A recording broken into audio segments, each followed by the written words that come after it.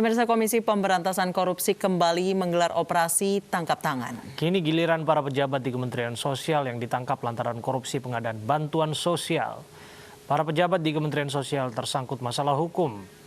Pukul 2 dini hari tadi, KPK menangkap pejabat pembuat komitmen atau PPK program bantuan sosial di Kementerian Sosial. PPK tersebut diduga telah menerima hadiah dari para vendor penyedia barang dan jasa bansos dalam rangka penanganan pandemi COVID-19. Pejabat yang ditangkap KPK kini berada di Gedung Merah Putih KPK untuk menjalani proses hukum. Situasi di Gedung Kemensos sendiri masih sepi, tidak ada aktivitas lanjutan dari KPK usai operasi tangkap tangan.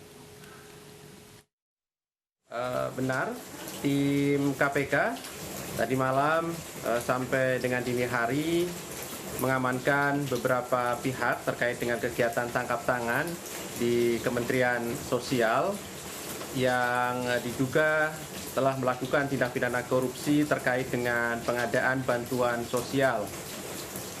Saat ini pihak-pihak yang diamankan tersebut telah berada di Gedung Merah Putih KPK untuk dilakukan pemeriksaan lebih lanjut. Mengenai siapa saja yang telah diamankan dan bukti apa saja yang diperoleh dalam kegiatan tangkap tangan ini, saat ini belum bisa kami sampaikan. Dan tentu perkembangan mengenai kegiatan ini akan segera kami informasikan lebih lanjut setelah tim penyelidik KPK selesai memeriksa dan meminta keterangan terhadap pihak-pihak yang diamankan tersebut. Dan untuk informasi terkait operasi tangkap tangan di Kementerian Sosial karena pengadaan bantuan sosial, sudah ada rekan kami Hasbiallah. Hasbi, seperti apa kondisi terkini di kantor Kementerian Sosial pasca OTT KPK? Baik, Abraham, sejauh ini belum ada penyidik KPK yang terlihat dari siang tadi hingga sore hari ini. Kami berada di depan gedung Kemenkes Salembah, Jakarta Timur, namun belum ada satupun mobil penyidik yang berada di depan gedung Kemenkes untuk melakukan pemeriksaan, baik itu di dalam gedung maupun juga di ruangan-ruangan lain yang tentu berpotensi atau diduga ada kaitannya dengan kasus korupsi ini atau dugaan kasus korupsi dana bantuan sosial masyarakat ini.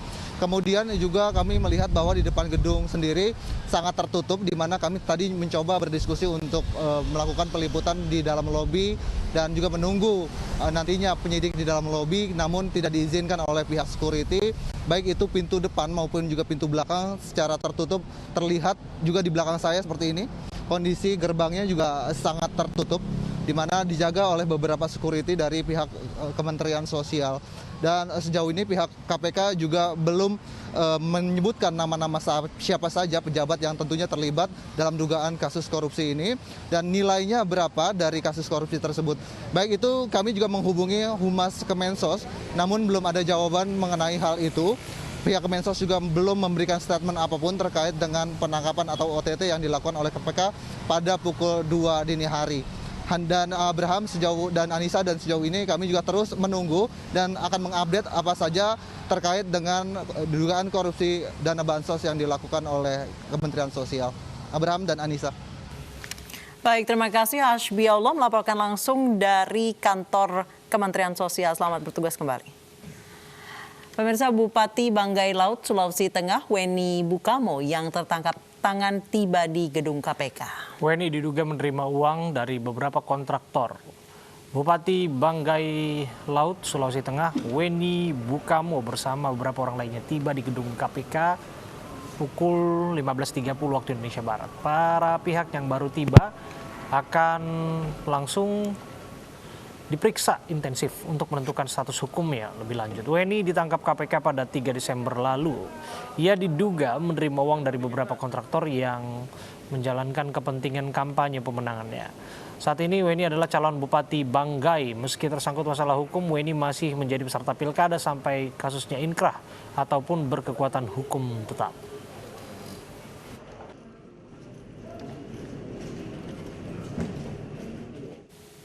Dalam kurun waktu 10 hari, Komisi Pemberantasan Korupsi melakukan 4 kali operasi tangkap tangan. Mulai dari Menteri Kelautan dan Perikanan Edi Prabowo hingga pejabat di lingkungan Kementerian Sosial yang terjerat kasus bansos penanganan COVID-19.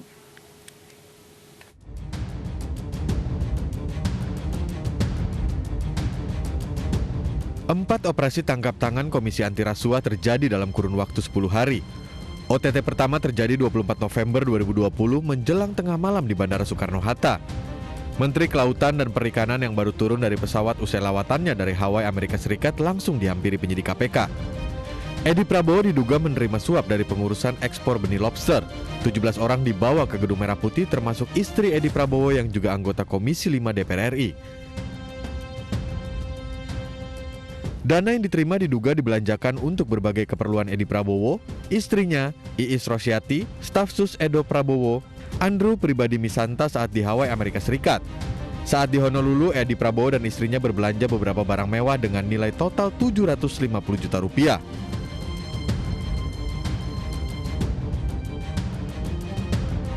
Tiga hari berselang 27 November 2020, Wali Kota Cimahi Ajai Muhammad Priyatna terjaring OTT KPK.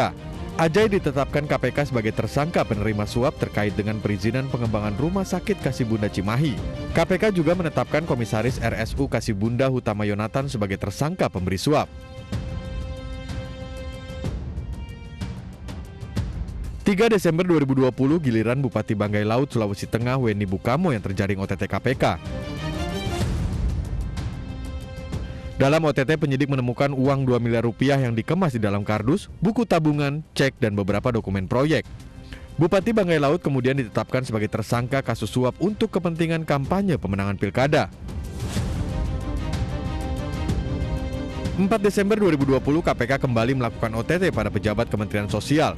OTT ini diduga terkait bantuan sosial penanganan COVID-19. Sejumlah orang yang terjaring KPK masih menjalani pemeriksaan di Gedung Merah Putih.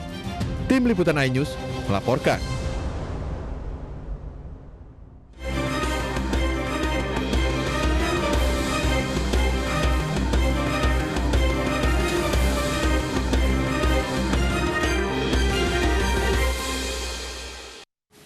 Barreskrim Polri menetapkan calon Gubernur Sumatera Barat Mulyadi sebagai tersangka terkait pidana pemilu. Mulyadi akan dipanggil untuk pemeriksaan di Barreskrim pada Senin pekan depan. 4 hari jelang pemungutan suara pemilihan Gubernur Sumatera Barat, calon Gubernur Mulyadi tersandung masalah hukum. Mulyadi ditetapkan sebagai tersangka terkait dugaan pelanggaran kampanye di luar jadwal dengan tampil pada acara salah satu TV swasta. Kasus yang menyeret Mulyadi berawal dari laporan tim hukum calon Gubernur dan Wakil Gubernur Sumbar, Mahyeldi Audi, ke Bawaslu Sumbar pada 12 November 2020. Karena ada dugaan pelanggaran pemilu, kasus ini berlanjut ke Barreskrim Polri. Mulyadi adalah cagup yang mengembalikan dukungan PDI Perjuangan setelah Ketua DPP PDI Perjuangan, Puan Maharani, menyinggung soal nasionalisme masyarakat Sumatera Barat.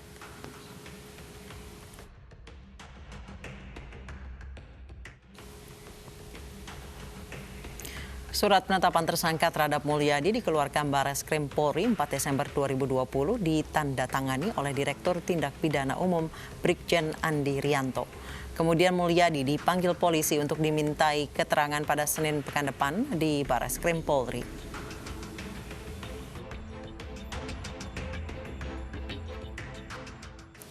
Logistik untuk pemilihan Bupati dan Wakil Bupati Raja Ampat Papua Barat telah siap untuk didistribusikan. Pendistribusian logistik pemilu didahulukan untuk 2 wilayah terjauh, yaitu Pantai Utara dan wilayah Misool.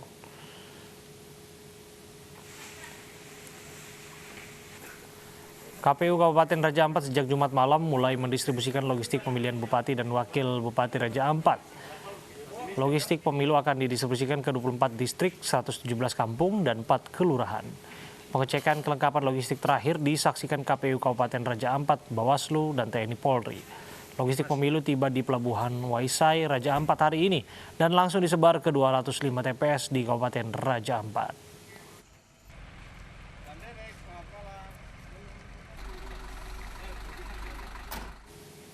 Hari terakhir masa kampanye Pilkada Serentak 2020, Menko Polhukam Mahfud MD mengingatkan pasangan calon tetap mematuhi protokol kesehatan dan aturan kampanye. Seluruh pasangan calon yang melakukan pelanggaran tetap akan diberikan sanksi.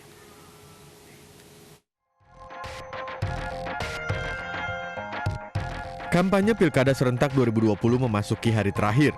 Menko Polhukam Mahfud MD mengingatkan seluruh paslon untuk selalu mematuhi protokol kesehatan serta aturan kampanye. Meski proses kampanye tahun ini sudah berjalan baik, menurut Mahfud masih ditemukan paslon yang melanggar. dan semua pelanggar sudah menjalani hukuman. Di hari terakhir kampanye diperkirakan para paslon akan menggunakan seluruh tenaganya untuk memperkenalkan visi misi mereka. Namun Mahfud meminta untuk menghindari terjadinya kerumunan agar tidak menjadi klaster baru penyebaran COVID-19.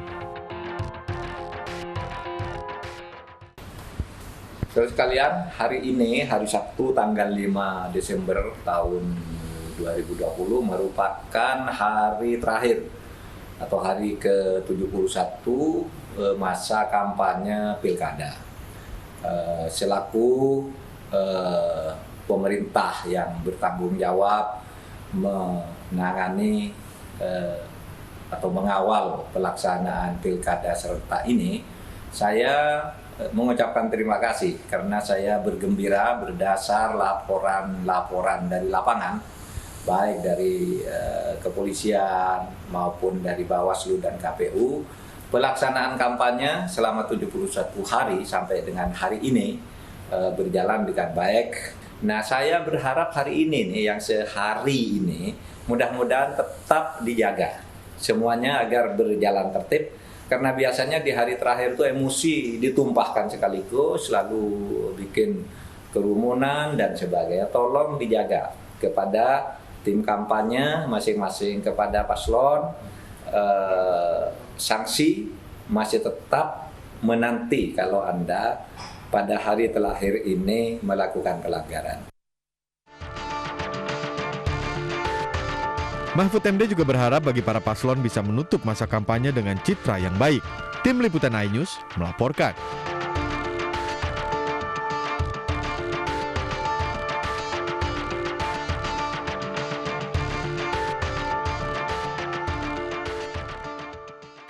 Pemirsa, pemungutan suara atau pencoblosan di Pilkada Serentak 2020 akan berlangsung pada hari Rabu 9 Desember pekan depan. Sebelum pencoblosan dilaksanakan ada 2 tahapan penting dalam Pilkada Serentak 2020, yakni kampanye dan masa tenang.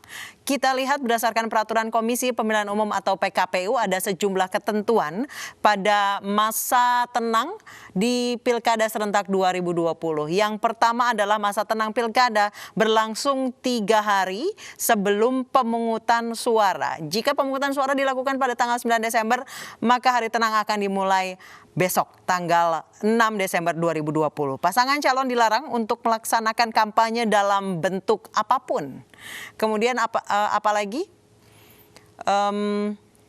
Aturan terkait masa tenang adalah semua media dilarang untuk menyiarkan informasi yang mengarah pada kepentingan kampanye, baik media cetak, media elektronik, maupun media online. Kemudian masa tenang dan pembersihan alat peraga kampanye dilakukan mulai tanggal 6 sampai 8 Desember 2020. Biasanya pada masa ini akan ramai petugas akan berkeliling sejumlah wilayah yang mengadakan pemilihan gubernur, wali kota maupun bupati untuk membersihkan semua alat peraga kampanye, baliho, poster dan lain sebagainya. Baik, berikutnya, berdasarkan PKPU nomor 11 tahun 2020, tim kampanye wajib menonaktifkan akun resmi media sosial pada hari terakhir masa kampanye. Aturan ini terbilang baru karena pada pilkada serentak sebelumnya belum ada aturan ini. Penayangan iklan kampanye di media daring dilaksanakan selama 14 hari sebelum masa tenang. Baik, kita lihat lagi apa saja aturan masa tenang.